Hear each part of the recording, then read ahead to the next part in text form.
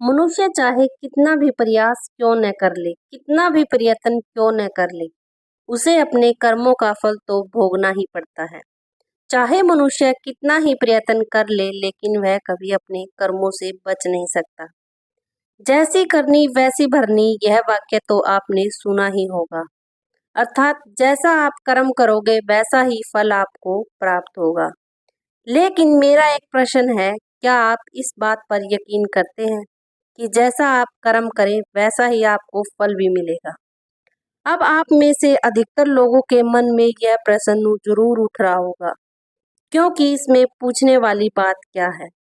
यह तो सत्य ही है कि जैसा हम कर्म करेंगे वैसा ही हमें फल भी प्राप्त होगा। लेकिन मेरा एक प्रश्न यह है, क्या आप इस बात पर यकीन करते हैं कि जैसा आप कर्म करेंगे वैसा ही फल आपको प्राप्त होगा? अब आप में से अधिकतर लोगों के मन में यह प्रश्न जरूर उठ रहा होगा, क्योंकि इसमें पूछने वाली बात क्या है? यह तो सत्य ही है कि जैसा हम कर्म करेंगे वैसा ही फल हमें मिलेगा। लेकिन एक बार के लिए आंखें बंद करके अपने आप से यह प्रश्न कीजिएगा। देखिएगा कि आपको इस प्रश्न का उत्तर स्पष्टता से नहीं मिल पाएगा। कहीं ना कहीं आपके मन में एक संशय जरूर होगा कि क्या यह बात सच है या झूठ। दोस्तों, आज इस कहानी से हम समझेंगे कर्मों का फल, आखिर अच्छे कर्मों का फल अच्छा और बुरे कर्मों का फल बुरा कैसे होता है। बहुत समय पहले की बात है, किसी गांव में एक बहुत ही ज्ञानी पंडित रहता था। एक दिन वह अपने बचपन के दोस्त से मिलने के लिए दूसरे गांव में जा रहा था। उसका वह दोस्त बचपन से ही गूंगा और एक पैर से अपाहिज था। उस पंडित के गांव से उसके दोस्त का घर काफी दूर था। वहां जाने के लिए बीच बीच में कई सारे छोटे छोटे गांव पड़ते थे। पंडित रास्ते में अपनी धुन में चला जा रहा था। चलते चलते उसकी मुलाकात एक व्यक्ति से होती है। रास्ते में उसे एक आदमी मिलता है जो ऐसा लगता था कि वह किसी का इंतजार कर रहा था, और वह भी पंडित के साथ चलने लगता है। उस आदमी को देखकर पंडित बहुत खुश हो जाता है। उसने सोचा, चलो अच्छा हुआ, साथ साथ चलने से उसका सफर आसानी से कट जाएगा। बात की शुरुआत करने के लिए उस पंडित ने उस व्यक्ति से उसका नाम पूछा, तो उसने अपना नाम धर्मराज बताया। पंडित को यह नाम कुछ अजीब सा लगता है, लेकिन उसने नाम के विषय में कुछ और पूछना उचित नहीं समझा। दोनों धीरे धीरे साथ में चल रहे थे। तभी रास्ते में एक गांव आता है। गांव का प्रवेश द्वार आते ही धर्मराज ने पंडित से कहा, तुम आगे चलो, मुझे इस गांव में एक काम है। मैं तुमसे आगे मिलने आता हूँ। पंडित ने कहा, ठीक है। वह आगे रास्ते में चल देता है। कुछ देर बाद उस गांव में खबर फैली कि एक व्यक्ति को सांड ने अपनी सींग में फंसाकर मार दिया है। जैसा ही सांड ने उस व्यक्ति को मारा, ठीक कुछ ही देर में धर्मराज पंडित के पास आ गया और फिर दोनों चलना शुरू कर देते हैं और चलते चलते एक दूसरे गांव के द्वार पर पहुंच जाते हैं। उस गांव के बाहर एक बड़ा और विशाल मंदिर बना हुआ था। वहां पर आराम करने की सुविधा काफी बढ़िया लग रही थी। पंडित के दोस्त का घर अभी वहां से बहुत दूर था और रात भी होने वाली थी। तो पंडित ने धर्मराज से कहा, रात होने वाली है, पूरे दिन चलते चलते थक भी चुके हैं और भूख भी लग रही है, तो यहाँ पर भोजन करके यहीं पर हम विश्राम कर लेते हैं। फिर सुबह के समय आराम से आगे की यात्रा जारी करेंगे। धर्मराज ने कहा, ठीक है, मुझे इस गांव में किसी को कुछ जरूरी सामान देने जाना है। तुम भोजन करके आराम करो, मैं बाद में आकर भोजन कर लूंगा। इतना कहकर वह वहां से चला जाता है। लेकिन उसके जाने के कुछ समय बाद, कुछ ही देर बाद, धुआं उठता हुआ दिखाई देता है और देखते ही देखते पूरे गांव में आग लग जाती है। पंडित ने हैरानी से सोचा कि यह धर्मराज जहां भी जाता है वहां कोई न कोई अनहोनी जरूर हो जाती है। कुछ तो गड़बड़ है इस व्यक्ति में। लेकिन पंडित ने रात्रि में धर्मराज से कुछ भी नहीं पूछा। और वह दोनों सो गए। सुबह होते ही दोनों फिर से अपनी यात्रा शुरू कर देते हैं। कुछ देर चलने के बाद रास्ते में फिर से एक गांव आता है। धर्मराज ने फिर पंडित से कहा, आप आगे चलिए, मुझे इस गांव में अपने मित्र से मिलने जाना है। मैं अपने दोस्त से मिलने के बाद आगे रास्ते में मिलूंगा। यह कहकर धर्मराज वहां से चला गया। लेकिन पंडित इस बार आगे नहीं गया, वहीं खड़ा होकर धर्मराज को देखता रहा कि वह वहां क्या कर रहा है और क्या करता है। तभी थोड़ी देर बाद लोगों की आवाज सुनाई देने लगी कि एक व्यक्ति को सांप ने काट लिया और उसकी मृत्यु हो गई है। ठीक उसी समय धर्मराज फिर पंडित के पास पहुंच गया, लेकिन इस बार पंडित से रहा नहीं गया और उसने धर्मराज से पूछ ही लिया कि तुम जिस भी गांव में जाते हो वहां कोई न कोई अनहोनी जरूर हो जाती है। क्या तुम मुझे बता सकते हो यह ऐसा क्यों हो रहा है? धर्मराज ने कहा, पंडित जी, आप तो मुझे बहुत ज्ञानी मालूम पड़े थे, इसलिए मैं आपके साथ चलने लगा था, क्योंकि जहाँ नियमों का साथ बहुत अच्छा होता है, परंतु आप अभी तक समझ ही नहीं पाए कि मैं कौन हूँ। पंडित ने कहा, मैं समझ गया हूँ, लेकिन मुझे कुछ शंका है। अगर आप ही अपना प्रयुक्त परिचय दे दे तो मेरे लिए आसानी होगी। तब धर्मराज ने जवाब दिया कि मैं यमदूत हूँ और यमराज की आज्ञा से उन लोगों के प्राण हरण करता हूँ जिनकी उम्र पूरी हो चुकी है। लेकिन पंडित को पहले से ही इस बात की शंका थी कि धर्मराज के मुंह से यह बात सुनकर वह घबरा गया, लेकिन वह हिम्मत करके पूछता है कि अगर तुम सच में यमदूत हो तो मुझे बताओ, अगली मृत्यु किसकी है? धर्मराज ने जवाब दिया, अगली मृत्यु तुम्हारे उसी मित्र की है जिससे तुम मिलने जा रहे हो, और उसकी मृत्यु का कारण भी तुम ही बनोगे। यह बात सुनकर पंडित सहम गया और सोच में पड़ गया कि अगर सच में यह धर्मराज यमदूत हुआ तो उसकी बात भी सच होगी और उसके कारण मेरे बचपन के सबसे अच्छे मित्र की मृत्यु हो जाएगी। तो सबसे अच्छा तो यही होगा कि मैं अपने मित्र से मिलने ही न जाऊं। कम से कम मैं उसकी मृत्यु का कारण तो नहीं बनूंगा। धर्मराज ने मुस्कुराते हुए कहा, तुम जो सोच रहे हो वह सब मुझे पता है। अगर तुम्हारे अपने मित्र से मिलने ना जाने से नियति नहीं बदल जाएगी। तुम्हारे मित्र की मृत्यु तो निश्चित है और वह अगले कुछ ही पलों में घटित होने वाली है। महाकाल के मुंह से ऐसी बातें सुनकर पंडित को झटका लगा, क्योंकि महाकाल ने पंडित के मन की बातें पढ़ ली थी, जो कि एक सामान्य व्यक्ति के लिए संभव नहीं है। अब पंडित को विश्वास हो गया, यह धर्मराज सचमुच में यमदूत ही है। जब पंडित को यह पूर्ण विश्वास हो गया कि धर्मराज जी यमदूत है, तो वह घबरा गया। वह अपने मित्र की मृत्यु का कारण नहीं बनना चाहता था, इसीलिए वह पलटकर अपने गांव की तरफ वापस जाने लगा। लेकिन जैसे ही पंडित वापस जाने के लिए मुड़ा, उसने देखा कि उसका मित्र तेजी से उसकी तरफ चला आ रहा है, जो कि पंडित को देखकर अत्यंत प्रसन्न दिखाई पड़ रहा था। अपने मित्र के आने की गति को देखकर पंडित को ऐसा लगा जैसे उसका मित्र काफी देर से उसका ही पीछा कर रहा है। लेकिन वह बचपन से ही गूंगा और एक पैर से लंगड़ा भी था, इसीलिए ना तो वह पंडित को आवाज दे पाया और ना ही वह उस तक पहुंच पा रहा था।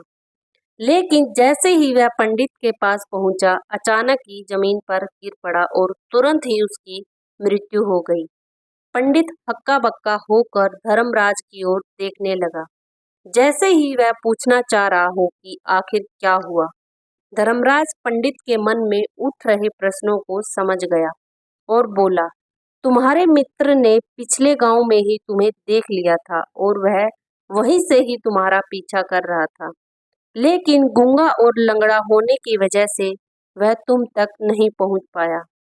उसने अपनी पूरी ताकत लगाकर तुम तक पहुंचने का प्रयास किया, लेकिन बुढ़ापे में बचपन जैसी ताकत नहीं होती, इसीलिए दिल का दौरा होने के कारण उसकी मृत्यु हो गई, क्योंकि वह तुमसे मिलने के लिए अपनी सीमाओं को तोड़कर तुम्हारे पीछे भाग रहा था। इसीलिए अपने मित्र की मृत्यु का कारण भी तुम ही कहलाओगे। अब पंडित को पूर्णतः विश्वास हो गया था कि धर्मराज एक यमदूत है और उसका कार्य जीवों के प्राण हरना है। लेकिन पंडित एक ज्ञानी व्यक्ति था। वह यह भी जानता था कि मृत्यु पर किसी का वश नहीं है।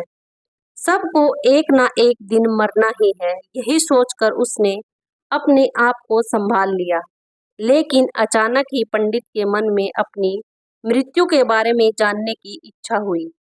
इसीलिए उसने धर्मराज से पूछा कि जब मृत्यु मेरे दोस्त की होनी थी तो तुम शुरू से ही मेरे साथ क्यों चल रहे थे। यह प्रश्न सुनकर धर्मराज जोर से हंसा और बोला, मैं तो हर पल हर क्षण सभी के साथ चलता हूँ, किंतु लोग पहचान नहीं पाते, क्योंकि लोगों के पास अपनी समस्याओं के अलावा किसी और व्यक्ति, वस्तु या घटना के बारे में सोचने समझने या उसे देखने का समय ही नहीं होता। पंडित ने कहा, तो क्या तुम यह बता सकते हो कि मेरी मृत्यु कब, कहाँ और कैसे होगी।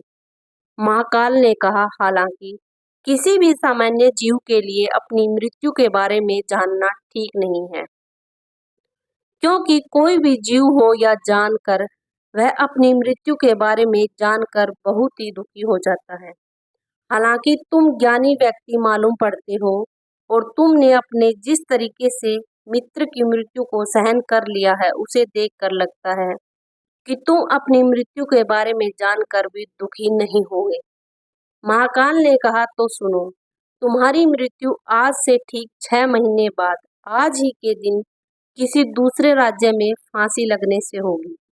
और सबसे हैरानी की बात तो यह होगी कि तुम समय ही खुशी से उस फांसी को स्वीकार कर लोगे। न होकर धर्मराज वहां से चला गया, क्योंकि अब धर्मराज के पास पंडित के साथ चलते रहने का कोई कारण न था। इसके बाद पंडित ने अपने मित्र के शरीर का अंतिम संस्कार किया और यथाशक्ति उसके क्रियाक्रम करके अपने गांव वापिस आ गया। लेकिन कोई व्यक्ति कितना भी ज्ञानी क्यों न हो, अपनी मृत्यु के बारे में जानकर दुखी हो जाता है और मृत्यु से बचने का कोई ना कोई उपाय भी खोजता है। तो पंडित ने भी वही किया। क्योंकि पंडित न था, इसीलिए उसकी पहचान उस राज्य के राजा तक थी। पंडित ने सोचा कि राजा के पास तो कई सारे ज्ञानी मंत्री हैं, वह मेरी मृत्यु से संबंधित समस्या का कोई न कोई समाधान निकाल ही लेंगे। पंडित यही सब सोचता हुआ राज दरबार में पहुंच जाता है और राजा से सारी घटना के बारे में बताता है। राजा ने अपने मंत्रियों को सारी समस्या बताई और उनसे सलाह मांगी। अंत में सभी ने विचार विमर्श करके कहा, अगर पंडित की बात सही है तो उसकी मृत्यु भी 6 महीने बाद ही होगी। लेकिन मृत्यु तो तब होगी जब वह किसी दूसरे राज्य में जाएगा। यदि वह किसी दूसरे राज्य में जाए ही ना तो मृत्यु ही नहीं होगी। मंत्रियों की यह सलाह राजा को भी सही लगी। इसके बाद पंडित के रहने की सारी व्यवस्था महल में ही कर दी गई और राजा के आदेश के बिना उस पंडित से किसी को भी नहीं मिलने दिया जाता था। लेकिन पंडित कहीं भी आ जा सकता था, ताकि पंडित को यह ना लगे कि वह राजा की कैद में है।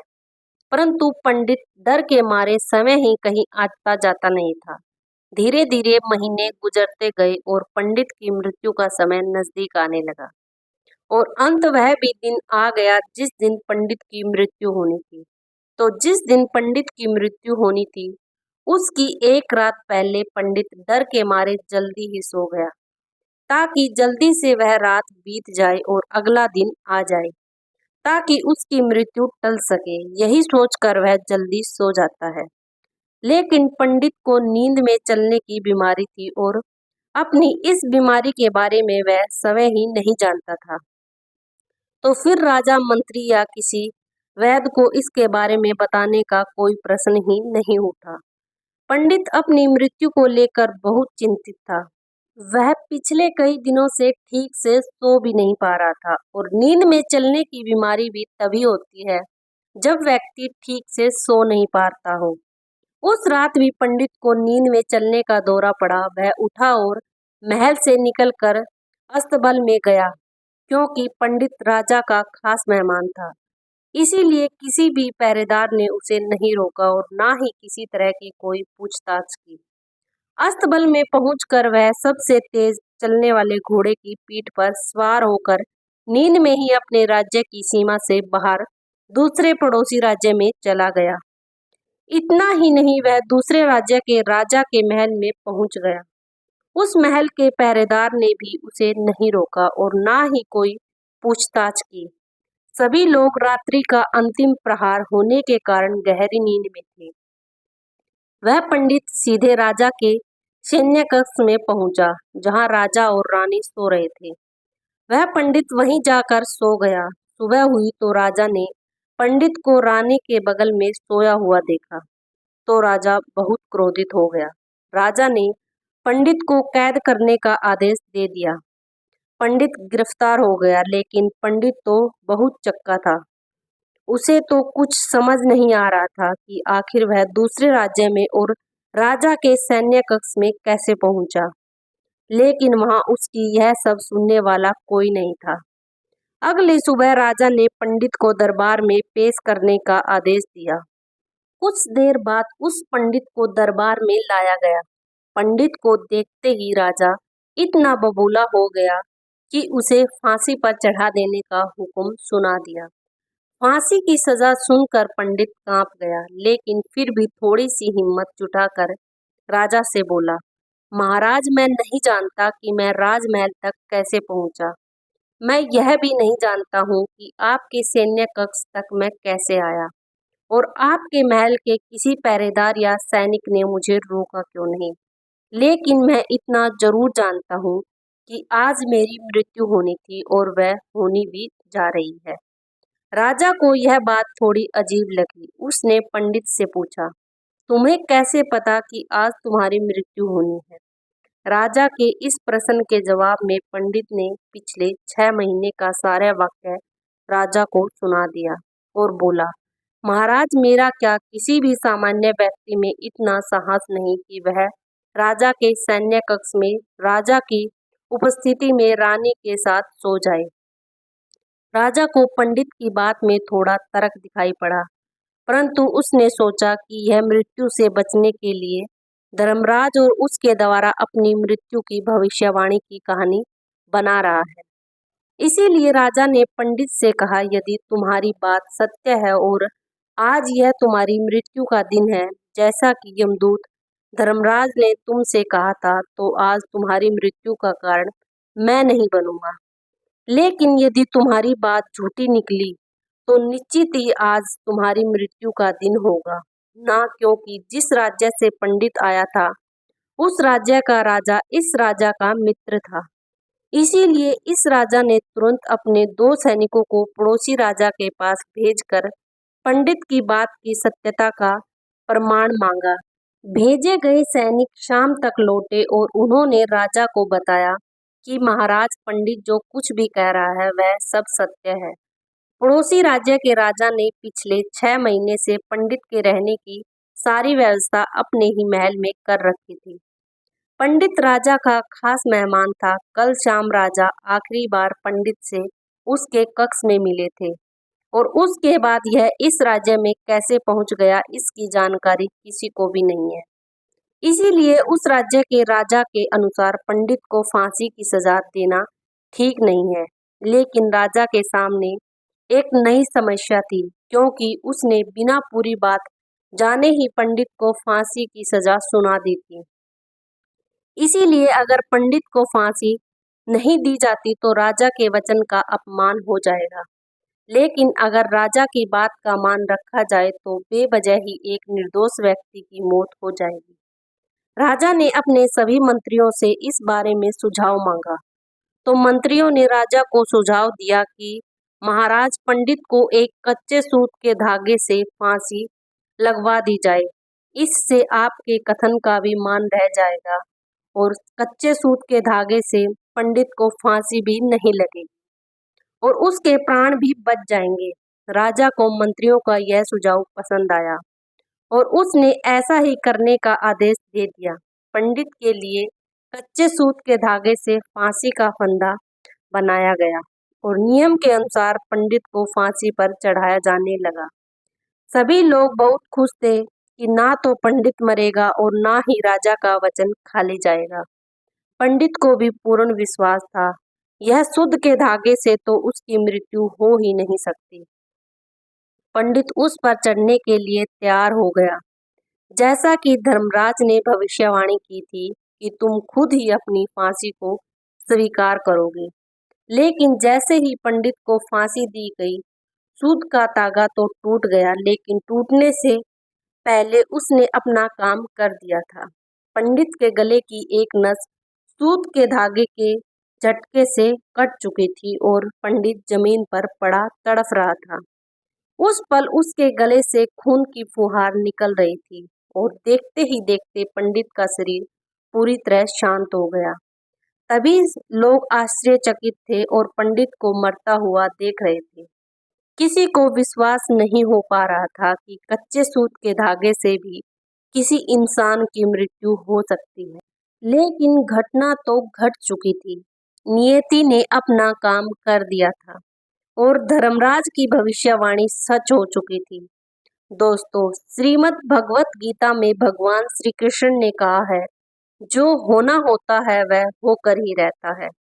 हम चाहे कितनी ही सावधानी बरते, कितना ही उपाय कर ले, लेकिन घटना और घटना की पूरी प्रणाली पहले से ही तय होती है, जिसे हम थोड़ा सा भी इधर उधर नहीं कर सकते।